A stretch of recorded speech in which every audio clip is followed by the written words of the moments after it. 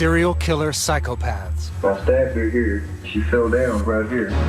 To understand their savage brutality, we travel back into their childhoods, reveal startling new insights about psychopaths, I tried to get in this door right here. and meet one of these killers face to face This is as close as you want to get. to determine who is the most cold-blooded.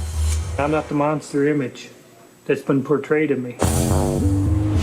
A scale exists to measure the darkest corners of human behavior, acts of evil. It weighs the criminal mind and the crime. From impulsive murderers to serial killers, science now has a tool to determine who are the most evil. The idea was kill, kill, kill. Cold-blooded serial killers. A rush, just something about the blaze. Ted Bundy terrorizes the country in the 1970s, slaughtering at least 30 women. In the same decade, the killer clown, John Wayne Gacy Jr., claims the lives of 33 boys and buries most of them in his basement. The Green River Killer, Gary Ridgway, terrifies Seattle for decades. He confesses to strangling 48 women.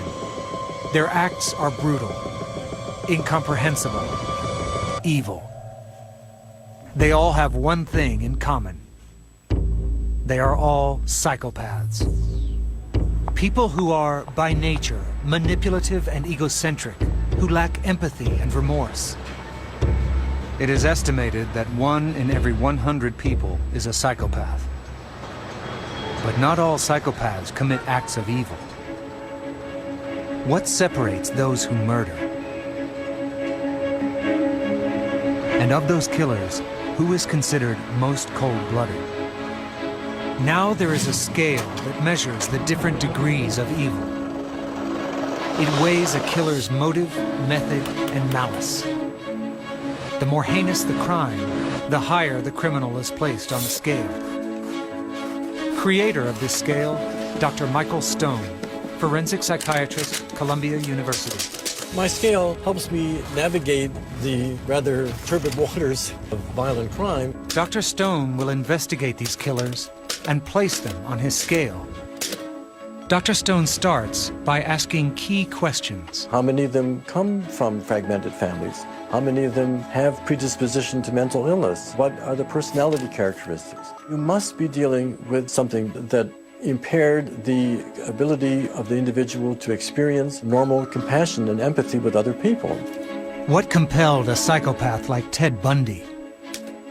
There is actually a checklist to determine if someone is a psychopath, and he had the signature traits. Perhaps the most surprising trait on the list, charm. You're a bright young man. If you'd made a good lawyer, I'd love to have you practice in front of me, but you went another way, partner. Take care of yourself. Thank you. It's been more than 30 years since the Seattle area was stunned by his shocking murders. Only years later would they see the extent of his brutality. The city was paralyzed with fear. But when Bundy was finally jailed, they were surprised. Every citizen who believes in law and order should spend a couple weeks there and learn how it works. There's some pretty far out people and some pretty good people in there. Not to say whether or not they're guilty or innocent, but it's a great education. How could such an articulate, charismatic person have committed such gruesome crimes? To understand the crimes of Ted Bundy, you have to first recognize the traits of a psychopath. Traits that are often present as a child. Ted Bundy's childhood begins with a lie. He lives with his young, unwed mother and her family. But the family pretends that Ted's mother is his sister. He never finds out his father's identity. Bundy began to show evidence from very early years of tendencies to violence, tendencies to want to take advantage of others, to enjoy the suffering of others. In one reported instance, he carefully places knives around the bed of his aunt. He waits until she wakes up and calmly watches her terror. Even as a child, he seemed to be innately unaffected by the distress he caused and by the emotions of others. Ted and his biological mother move to Washington. She marries and changes her and Ted's name to Bundy. Ted Bundy is small, shy, and has few friends in school. A quiet loner. But as Dr. Stone studies the development of the serial killer, he finds a crucial turning point. Ted Bundy discovers an important tool, the power of his own voice. His mother types his school papers. He makes up the words on the spot, learning to think on his feet, perfectly articulating his views, and his confidence grows. A key trait of a psychopath is glib speech. Bundy learned to use that cool, articulate charm to manipulate others. He appears to be a model citizen, even a hero. He runs down a purse snatcher, saves a drowning child, even volunteers at a rape crisis center. But as he manipulates those around him, he is consumed with an urge to commit crime. At first, he is satisfied with shoplifting. He believes that if he just wears a suit, combs his hair, no one will ever suspect him. His way with words leads him to local politics and law school. The manipulativeness, deceit, the charm, these are all the telltale signs of a psychopath. But of course, not all psychopaths become killers. Something, in addition, pushed Bundy over the edge. January 1974. Ted's relationship with a wealthy woman he has proposed to ends abruptly, and something snaps. That was something that I didn't expect and perhaps just, felt very humbled by. Within that same month, his first known victim emerges. A woman who bears a striking resemblance to his ex-girlfriend. What would there be about Bundy different from an ordinary fellow who experiences a breakup of a relationship? There's something in the ordinary fellow that will put the brakes on the actual carrying out of those thoughts so that they remain at the level of fantasy. But in Bundy, those fantasies were, as we say in the trade, actualized. Surprised? I don't know. I didn't know what to expect. The man who appears so calm and collected begins a murderous rampage that lasts 4 years. College women begin to disappear from the Seattle area. The story spreads. A young, handsome man is prowling the city. More women are found dead, some of them horribly mutilated. Bundy is caught in 1975 after police spot his car and find a crowbar, handcuffs, and a ski mask inside. The terror, it seems, is over. He chooses to serve as his own attorney, gaining access to the courthouse library to prepare for his own trial. Before the trial, he jumps out the window and he escapes. The terror resumes as he makes his way across the country to Florida. He breaks into a sorority house where he brutally beats and strangles 4 women. In a 4-year span, he kills at least 30 victims. His last, a 12-year-old girl. He is finally caught in Florida in 1978. Savage bite marks on the victim match his dental records, confirming his guilt. He just doesn't look like the type to kill somebody. Yet he continues to use his psychopathic charm on the court. My name is Ted Bundy, and I'm the defendant in the case, and I'm just here to introduce myself. He serves as his own attorney. Putting yourself in a position of being your own counsel, it's that positive psychology. You're going to do it. You're going to do it because you're right. At one point, he proposes to a girlfriend who testifies as a character witness. Carol, do you want to marry me? Yes. And I want to marry you? Yes. And I do want to marry you. You said you did. A majority of the jury advised and recommend to the court that it impose the death penalty upon the defendant, Theodore Robert Bundy. His charm fails him. It takes the jury 45 minutes to find him guilty. Ted Bundy brutally slaughtered at least 30 women. Dr. Stone considers his motive. He seemed to want to dominate, conquer his victims through violence and rape. The killing seemed to immortalize that feeling for him. Bundy reportedly described the feeling he got from killing. A person in that situation is God. You possess them, and they shall forever be a part of you. Dr. Stone considers his psychopathic nature. He was callous, unmoved by the emotional terror he inflicted. I'd place him with other sexually perverse serial killers. Ted Bundy is a level 17 on Dr. Stone's scale of evil. When we return, Dr. Stone confronts one of the most cold-blooded murderers of our time. You never felt one thing for these women. No, I didn't.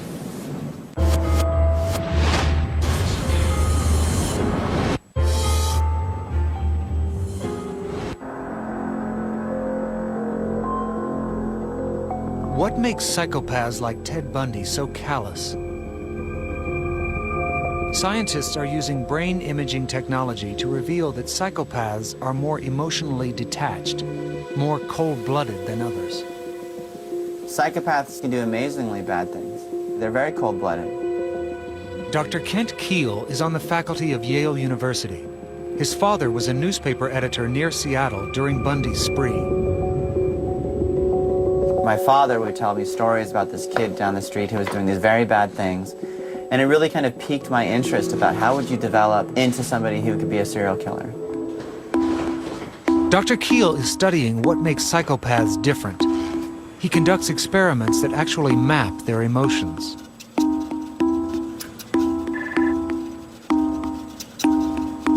Psychopaths live a very different existence than the rest of us do. They don't tend to develop emotional attachments. Just down here. They don't tend to develop significant emotional relationships. If you ask them, what does it feel like to be in love? They'll say, oh, it's like having good sex. If you're my victim and I'm about to assault you, and you're saying, please don't hurt me, please don't hurt me, many people would stop and might not hurt you. But the psychopath doesn't process those cues in the same way, and so they're going to just continue to do what they were doing. Dr. Keel has devised a way to measure how people experience emotion using a simple test. He recruits subjects from the community, everyone from recent convicts to student volunteers.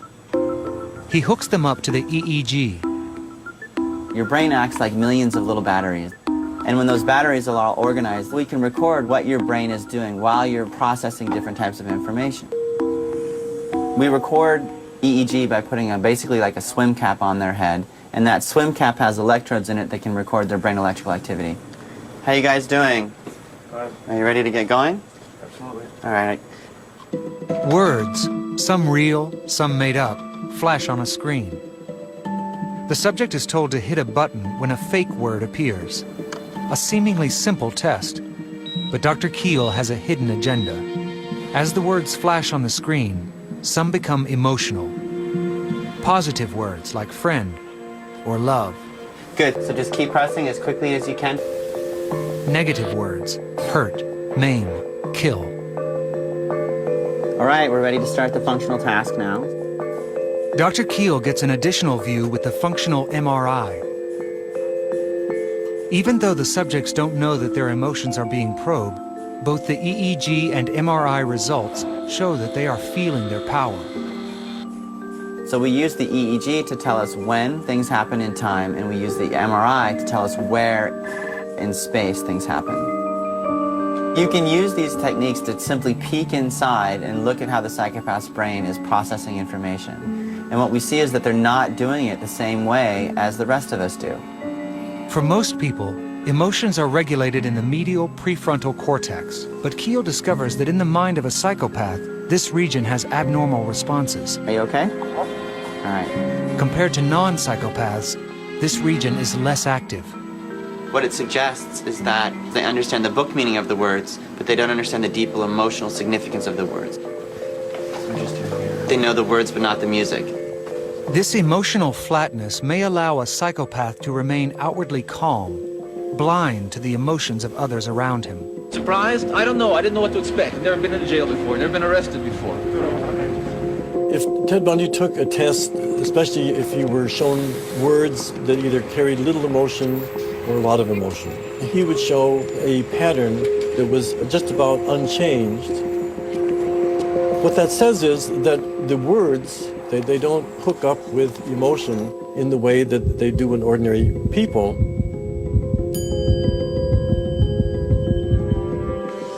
And it's this quality that allows them to say things in order to charm others because they don't care about the consequences. On Dr. Stone's scale of evil, Ted Bundy is a level 17. Psychopaths who are sexual serial killers. Higher levels on the scale are reserved for psychopaths who are motivated by even more gruesome goals.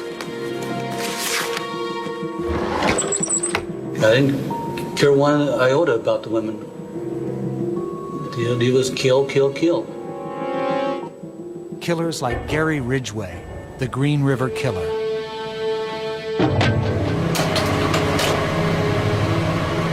To me, he was more prolific and even more casual about his killings than was Ted Bundy. August 1982. 3 bodies are found by the Green River in Seattle, all brutally strangled. Over the next decade, a total of 48 victims will be found. The most confirmed victims of any American serial killer. As with Ted Bundy, I believe the clues to why he killed are rooted in his childhood. He had a normal childhood? I think I did.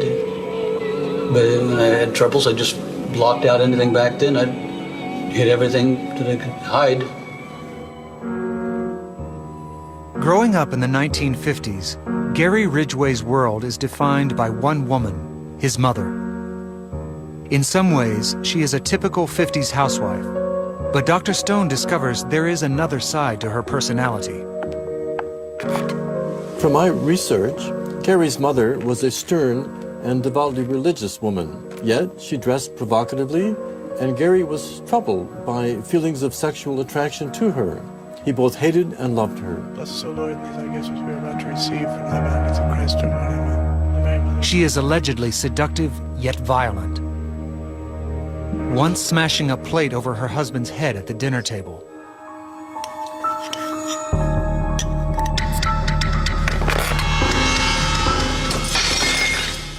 Ridgway had unresolved conflicts with women, and this carried on into his adulthood.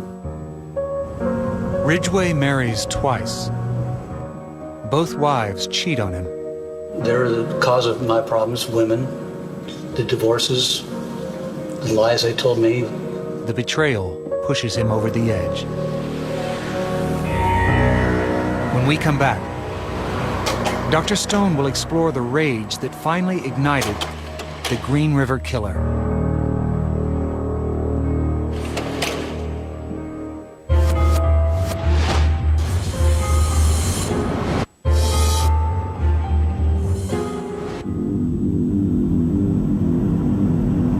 Gary Ridgway, the Green River Killer, brutally strangled 48 women. To place him on his scale of evil, forensic psychiatrist Dr. Stone explores how his childhood may have influenced his killing spree. From early on, Ridgway is conflicted with women, and after his wives cheat on him, he feels rage. He becomes obsessed with prostitutes. And after one angers him, he snaps. The first person you killed, didn't you ever even think, whoa, I just killed a human being here? No, that didn't come to mind. I just wanted sex and wanted it for free, and I was mad and wanted to kill a woman. They meant nothing to you. You never felt one thing for these women. No, I didn't.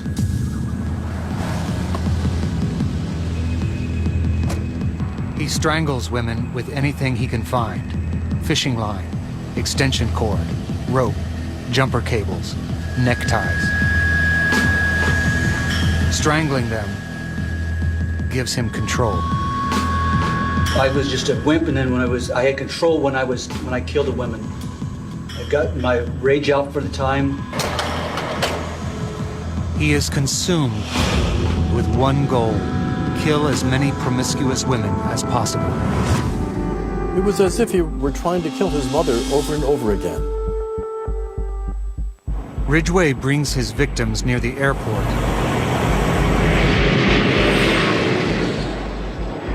So planes can drown out any screams. He throws off criminal profilers, altering the way he leaves the corpses. He poses a body, decapitates another, transports others across state lines.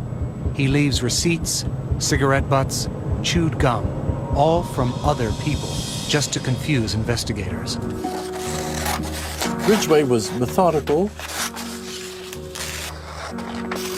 careful not to get caught, so he could achieve his morbid goal. Didn't feel one thing for him. I killed him, and that's what got me my gratification. Mr. Ridgway, please step to the bench. November 2001, after nearly 2 decades of eluding police. How do you plead to the charge of aggravated murder? Ridgway is arrested after DNA evidence links him to the bodies. Guilty.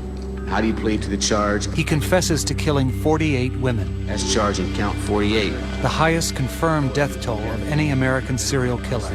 Known as Jane Doe. Guilty. Gary Ridgway had a goal to eliminate as many promiscuous women as he could. He strangled 48 women. Dr. Stone compares him to Ted Bundy. For Bundy, the sexual violence appeared to be the motive. His crimes seem impulsive compared to Ridgway, who was systematic. For Ridgway, murder was the driving force. I would place him with other methodical serial murderers. Gary Ridgway is one level above Ted Bundy, level 18 on Dr. Stone's scale of evil. But to Dr. Stone, there are other killers who would be regarded as even more evil than Ted Bundy or Gary Ridgway. There are other killers who are driven by an even darker motive, torture. I place them on the highest level of my scale. Dr. Stone is trying to better understand psychopaths who inhabit the highest level on his scale of evil. It's a journey that leads him to the death row unit of a Texas prison to meet a serial killer face to face. To Dr. Michael Stone, Tommy Lynn Sells is a rare specimen. Sells was, in his heyday, a particularly vicious killer. It's as though he had it in for all of mankind. He wanted to destroy the world. He may be one of the few living serial killers who is a Category 22, the most evil on Stone's scale.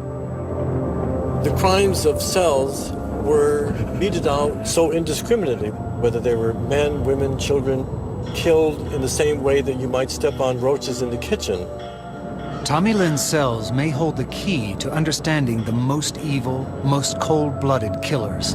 The thought going through my head at the moment is Dante's Inferno that starts out, "Give up all hope, ye who enter."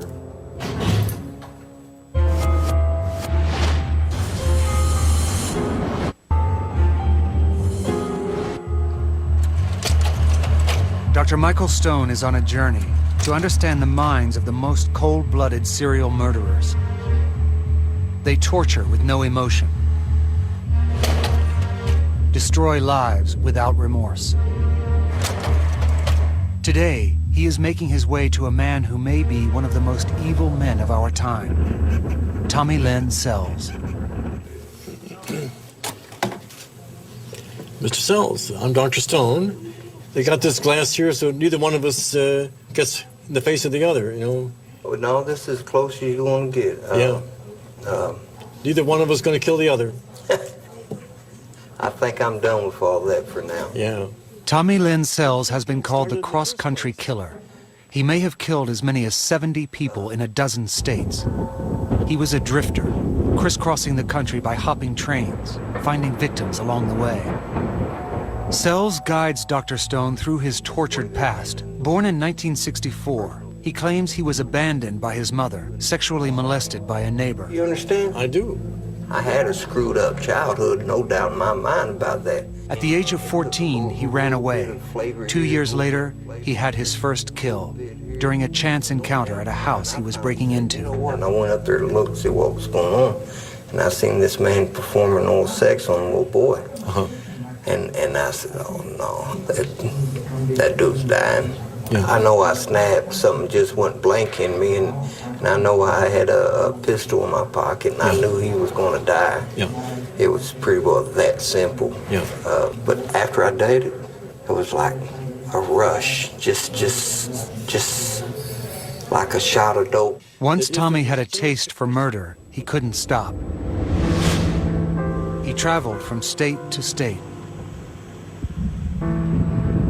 Unlike Ted Bundy or Gary Ridgway, who only targeted women, Tommy Lynn Sells would target virtually anyone, surprising them when they least expected it. I walked over here to the edge of the house, to the back edge. Some of the people you killed, they could be men, they could be women, they could be kids. It was like an equal opportunity. I didn't form a pattern as most. Yeah, and therefore it was like anybody was fair game. Well, the people don't matter. It's the crime. Yeah. It's the sensation of the blood. The rush itself is the high. So altogether, about how many you killed, the question is, and you think your answer is what? See, you're trying to sew me up in a wow. I don't know. Uh-huh. You know, do the math. A couple, 3 year, 4 year, for 20 years. What does that add up to? 50 to 70. I'll go with that. Yeah. Okay. Probably more. Uh-huh. On the night of his last murder, he broke into this trailer where 2 girls were asleep. When Sells was caught, police videotaped him walking through the crime scene. I tried to get in this door right here. I was trying to shimmy it and wasn't having no luck at it. Then I walked around over here. There's a difference between shooting somebody in the head and cutting the throat takes longer, more suffering. Cutting the belly, that takes even longer. See what I'm saying? I'm saying that if your main idea was, I'm going to get rid of this other person so that person doesn't suffer, then I'll do it in the quickest way.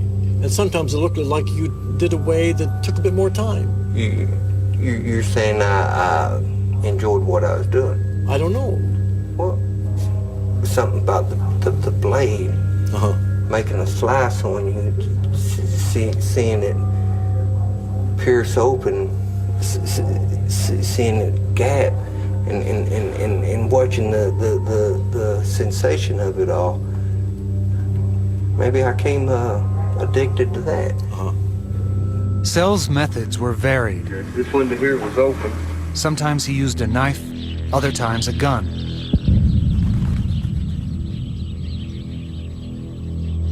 So the knife and the blood, that was a better fix than you could get from other ways. A gun, for example. Nah, I don't like guns. They're dangerous. Well, I reckon a knife in your hands is pretty dangerous too, Tommy. Truth to tell. You think? Don't take rocket scientists, does it? In one case, he murdered an entire family, bludgeoning a pregnant woman, her 3-year-old son, and then her unborn baby to death. Was there anything different the first time when you killed a person in Mississippi? Was there a different rush, a different feeling? That first one was like, I can still see it in slow motion. And each one after that became more... Speeded up? More routine. I can't find the dragon I'm chasing no more. I can't find that rush, that same release of anger I felt that first time. Well, there was a release of anger. Oh, without a doubt. It is like busted a piece of glass and there's just little shivers all up in there.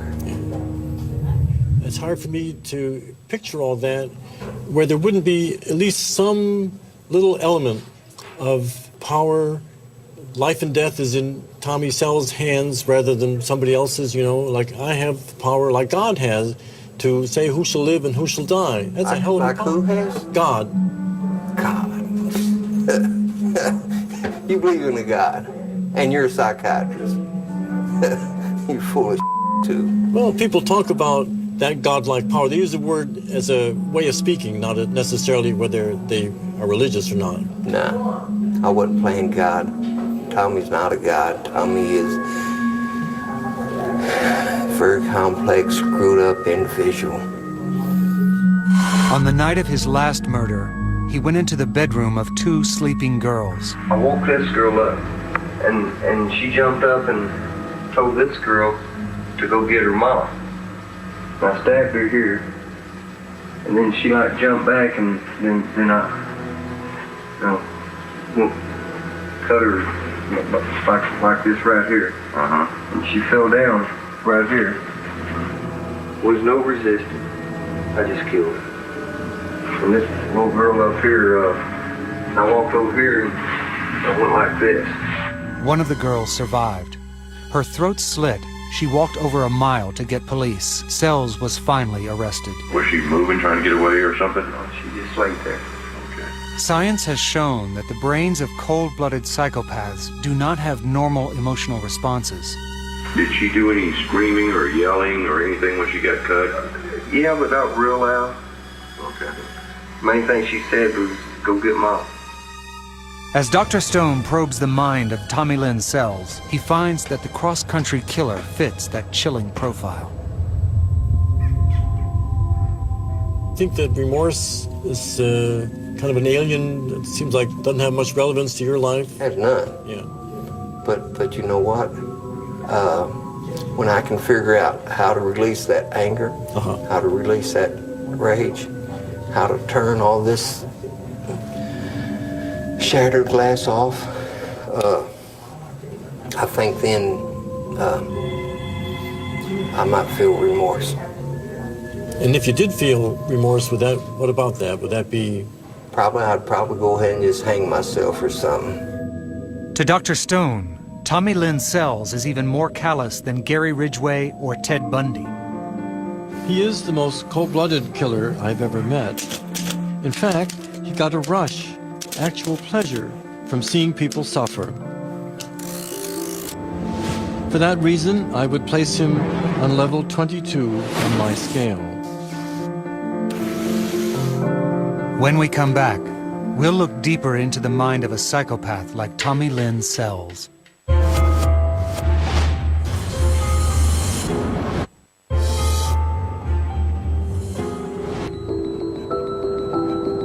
Forensic psychiatrist Dr. Michael Stone meets with serial killer Tommy Lynn Sells in order to understand what makes some psychopaths so cold-blooded. It was like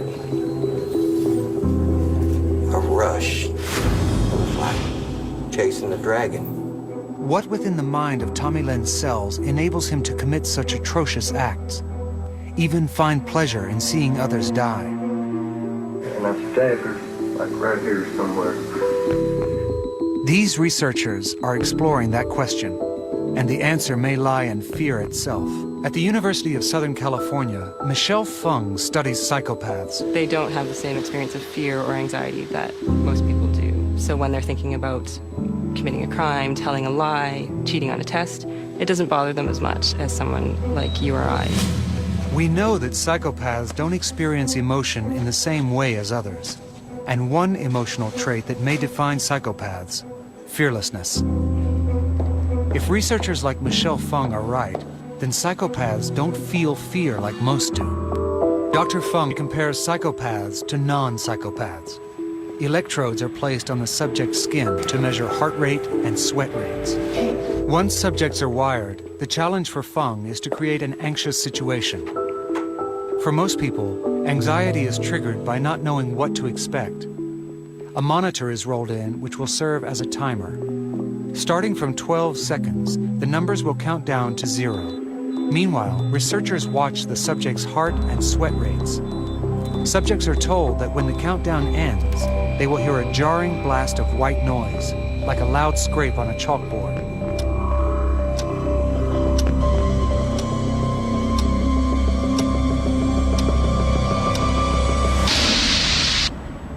What usually generates fear for most people is not only an event, but the anticipation of the event. You know exactly when it's coming, down to the very second of it. We get anxious, our skin conductance level goes up, we start sweating, it makes you feel nervous. Normal people sweat. Psychopaths, however, don't. It doesn't affect them as much. They don't respond to it. They don't get as sweaty. They don't feel as anxious when they know that that burst is coming. The study has been replicated numerous times with a wide range of subjects, so there is a consistent set of data with intriguing implications. When you think about a really heinous crime, your immediate thought might be, how could anyone do that to someone else? But if you can think about this result that we find, it makes more sense. It's not necessarily an excuse for behavior, but it's sort of an explanation of how that is possible. Dr. Adrian Rain, a professor at the University of Southern California, has taken the research a step further. We can see a physical difference in the brains of psychopaths. They're literally wired differently to the rest of us. He also measures physiological responses like heart rate and sweat conductance. But instead of making the subjects wait for an unpleasant sound, he makes them wait for an even more unpleasant situation. Subjects are abruptly told they will have to prepare a 2-minute speech about the worst thing they have ever done. Okay. To increase the anxiety, they are told they will be videotaped. Obviously, it's a situation where people become slightly anxious, thinking about the worst thing you have ever done, the embarrassment, the shame, the guilt. These are secondary emotions that we believe psychopaths lack. Most subjects will understandably sweat and experience an increased heart rate. But psychopaths aren't stirred. Psychopaths are wired up differently to the rest of us. They are literally cold-blooded. They meant nothing to you. You never felt one thing for these women. No, I didn't. No. Are psychopaths evil? Are they devils with horns on them and a pitchfork? No. They look like you and me. They look normal. They blend into society very easily.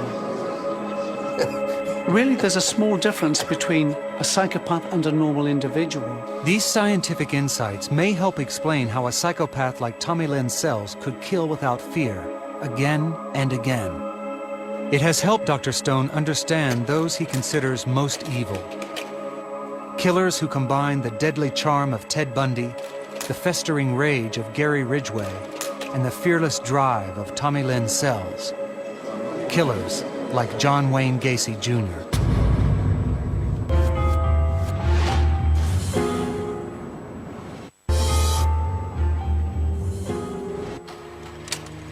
Dr. Michael Stone has created a scale that measures human evil.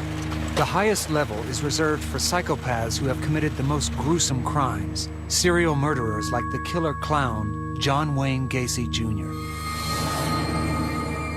Chicago, 1971. Gacy is a charismatic psychopath who creates the image of a model citizen. He even volunteers in the community, entertains kids as a clown. He is a husband and stepfather, a businessman with a contracting company on the rise. Active in local politics, he even has his picture taken with First Lady Rosalind Carter. Until the end, he maintains his facade. I think people perceive me as being 6'5", with green eyes and blood dripping from my mouth and horns sticking out of the top of my head. Like Ted Bundy, Gacy could be charming, but he also had a dark side. Gacy has secrets, like a book hidden in his wall entitled Pretty Boys Must Die. He hides behind the mask of the ideal neighborhood man. Like Gary Ridgway, Gacy harbored a simmering rage, directed not at his mother, but in Gacy's case, at his father. My dad always thought I was dumb and stupid, would never amount to anything, so anything that I got involved with, I always put 110% into it, because I figure if you're going to get involved in something, then do it right. His father is an alcoholic who abuses his wife and brutally demeans his children. He ridicules his son, calling him a mama's boy, a queer, and a he-she. He shoots the family dog to punish his children. Gacy may have been predominantly homosexual. He was, in any event, deeply shamed by his apparently intolerant father. This humiliation stirred up a tremendous anger, both at his father and at the homosexual part of his own psyche. Later on, he directed this hatred toward his victims. Gacy claims that he only killed one boy out of self-defense. He was coming at me with a knife. I just took the knife away and twisted it in his hand, and that's what killed him. But the shocking truth and body count would eventually surface. He targets young men, many of them teenagers he employs.